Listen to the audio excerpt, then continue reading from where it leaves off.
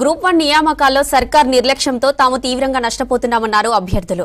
నియామకాలు ఆలస్యం కావడంతో సర్వీస్ కోల్పోతున్నామన్నారు. ఎంతో కష్టపడి పరీక్షలు రాసి ఉద్యోగాలకు ఎంపికయ్యామని చివరకు నియామక పత్రాలు ఇవ్వడంలో సర్కార్ తమకు అన్యాయం చేస్తుందని తెలిపారు. ఏళ్ల తరబడి ఎన్నో కష్టాలు భరించి పరీక్షలు రాశామని ఆవేదన వ్యక్తం చేశారు. రిక్రూట్మెంట్ చివరి దశకు చేరుకున్న సమయంలో కొందరు కోర్టులను ఆశ్రయించి నియామకాలు జరగకుండా అడ్డుకున్నారని తెలిపారు. ప్రభుత్వం దీనిపై ఫోకస్ చేయాలని, న్యాయస్థానంలో వాదనలు వినిపించి తమకు న్యాయం చేయాలని కోరారు అభ్యర్థులు. మనము తెలంగాణ సాధించుకొని 15 సంవత్సరాలు వస్తుంది. నీళ్లు, నిధులు, నియామకాలు తెలంగాణ బిడ్డలకు తనకి మెరిట్ ఉన్నా, ప్రతిభ ఉన్నా మా ఉద్యోగాలు మాకే అని కొట్లాడి తెచ్చుకున్న తెలంగాణ ఇది.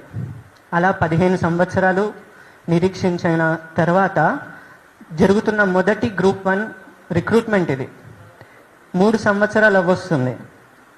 ఈ group 1, group 2, group 3 and group 4 recruitments ఇవన్నీ సకాలంలో ఫిల్ చేసినట్టయితే మళ్ళీ వైభవంగా మన గవర్నమెంట్ ఆఫీసెస్లో కొత్త ఎనర్జీ, కొత్త మోటివేషన్తో పాటు మెరుగైన సర్వీసెస్ అందించాలనుకున్న మాలాంటి చాలామంది యువకులు ఇక్కడ బయట వెయిట్ చేస్తూ ఉన్నారు.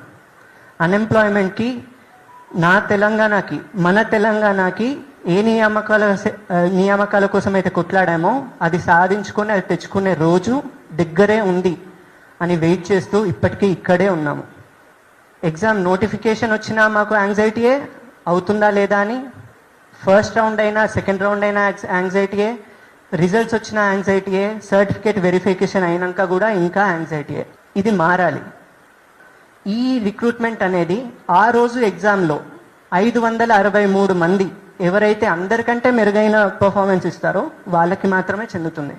అందుకోసమే దీన్ని కాంపిటేటివ్ ఎగ్జామ్స్ అంటారు. కేవలం 563 సీట్స్ ఉన్నాయని మాత్రమే మనందరం అంత కష్టపడ్డాం.